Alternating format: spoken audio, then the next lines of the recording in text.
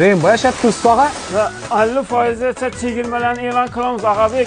Xuda xalasa. Rainbow'a hazırlaşmayın 13 milyon deysizmi? Ağabey behazil 13 ming so'mdan vadalas kelarimiz. Like boschilar, komment yozib kelgan obunachilarimizga 39 ming so'mdan pijamalarimiz, 19 ming so'mdan ham pijamalarimiz bayna. Rainbow'a bir dana 2 dana emasmi bo'ladi? Yo'q, bayna izi yetadi xudo xolasa. 12 ming so'mdan to'plarimiz ham bor Ağabey.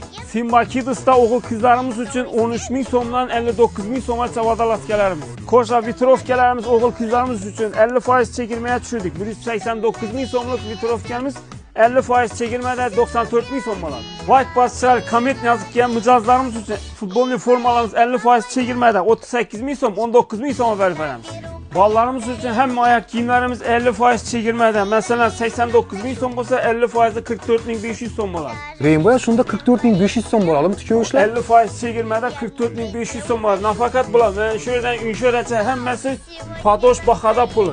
50% skidkada. Ağabey 59 ming so'mdan kashmir do'ykalarni qo'yib beramiz seni. Üstü pastmi, üstümi? Bas trikosu bilayna, trikosu bilayna. Dükkanımızda o'g'il bolalarimiz uchun kostyum chog'larimiz, vitrovkalarimiz, sportivkalarimiz, kardiganlarimiz, qiz bolalarimiz uchun sportivniy kostyumlar, troykalar, dvoykalar, pijamalar, koftalar, jinsi troykalarimiz. Bundan tashqari dükkanımızda sifatli novorожденныйlarimiz ham bor.